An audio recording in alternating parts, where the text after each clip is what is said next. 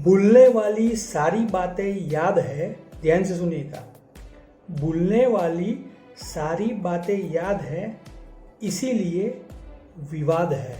नमस्कार दोस्तों, हूँ धवल। स्वागत करता हूँ एक नई और छोटी सी कहानी के साथ। आज बात करेंगे भगवान गौतम बुद्ध और उनके दो शिष्यों की। जी हाँ, एक मठ में भगवान गौतम बुद्ध के अगुवाई में उनके शिष्य रहते थे, जिनमें से दो शिष्यों की बात है। एक बहुत ही बड़ा सीनियर था और एकदम जूनियर था, जो लोग मोक्ष की प्राप्ति करने के लिए आया था। सीनियर इट मीन्स कि वो एज में बहुत बड़ा था, उसे मोक्ष के रास्ते पर चलते हुए बहुत टाइम हो गया था, और जो यंग था वो अभी अभी उस रास्ते पे आया था। एक दिन उनका रूटीन प्रोग्राम था कि सुबह निकलना और आजू बाजू के गांव में भिक्षा लेके वापस मठ में आना। तो एक दिन ऐसे ही वो लोग भिक्षा के लिए गए। हल्की हल्की बारिश हो रही थी और अचानक जब वो दूसरे गांव में से अपने मठ की तरफ आ रहे थे, तब जोर शोर से बारिश हो गई और बीच में एक नदी थी। वहाँ गांव से उनके मठ में जाने के लिए एक नदी थी। वहाँ पे पानी का बहुत जोर जोर से पूर आया था और वहाँ से रास्ता तय करना थोड़ा कठिन हो गया था।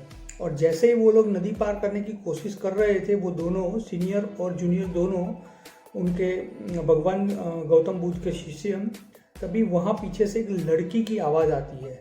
दोनों ही उस लड़की के सामने देखते हैं और देखते तो लड़की बहुत ही अप्सरा जैसी खूबसूरत थी।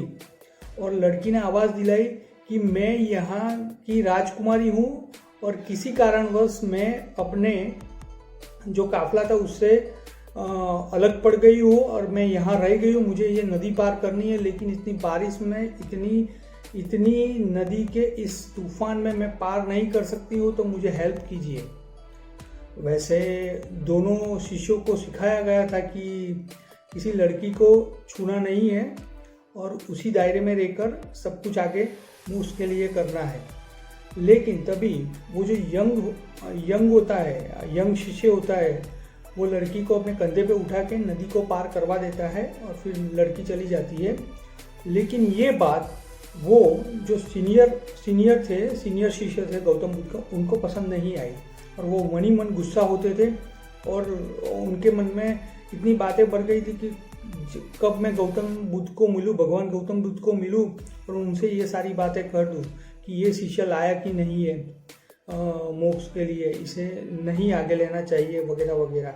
फिर वो लोग जाते हैं, जैसे तैसे करके अपना खाना पूरा करते हैं रात का। और फिर जब भगवान बुद्ध के सामने सभी शिष्य इकट्ठा होते हैं, तब ये सीनियर जो शिष्य होता है वो सब कुछ बोल देता है कि इसने ऐसा किया, शाम को एक लड़की पे कंधे पे उठाया और उसे नदी पार कर दी और उसने उस लड़की को स्पर्श किया, तो ये लायक नहीं है हमारे मठ में रहने के लिए। अगर ये तो भगवान गौतम बुद्ध करते हैं कि अच्छा, अगर ये बात सही है तो बुलाओ इस जूनियर शिष्य को, मैं उससे पूछता हूँ। तब वो आता है और भगवान गौतम बुद्ध उससे पूछते हैं कि क्या तुमने कोई लड़की को आज नदी पार कराई थी, वो भी अपने कंधे पे रख के?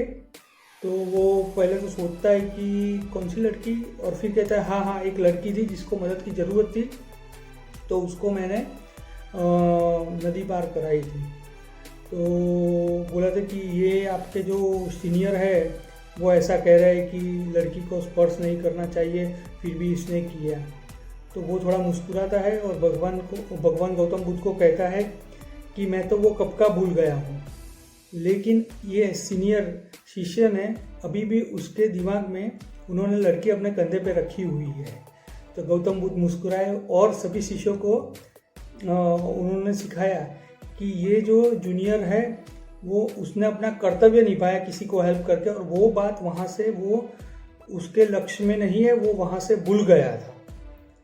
तो यही जीवन में है कि लेकिन ये जो सीनियर पर्सन है वो जूनियर पर्सन तो भूल गया, लेकिन जो सीनियर पर्सन है वो अभी भी वो बात पुरानी याद रखते हुए है। इसीलिए उनका पूरा दिन भी बिगड़ा और उनका मानसिक रीत से उनको भी प्रॉब्लम हुआ कि ये जब तक सॉर्ट आउट नहीं होता तब तक इस लड़के को ऐसा करो वैसा करो, ये उनके दिमाग में अभी तक चल रहा है। तो हमेशा जीवन में ये बात याद जरूर रखनी चाहिए दोस्तों। ये कहानी हमें यही सिखाती है कि हमें पास्ट में हुई कोई ऐसी बात हो जो हमें परेशान कर रही है उसे भूल जाना चाहिए और ज़िंदगी के लिए आगे बढ़ना चाहिए। आई होप ये कहानी का सार आपको पसंद आया होगा। पसंद आया तो वीडियो को लाइक जरूर करना, चैनल को सब्सक्राइब जरूर करना अगर यूट्यूब पे देख रहे हो, और फेसबुक पेज पे ये वीडियो देख रहे हो तो फॉलो जरूर करना, और अपने दोस्तों के साथ ये वीडियो शेयर जरूर करना। मिलते हैं अगले वीडियो में। हूँ धवल।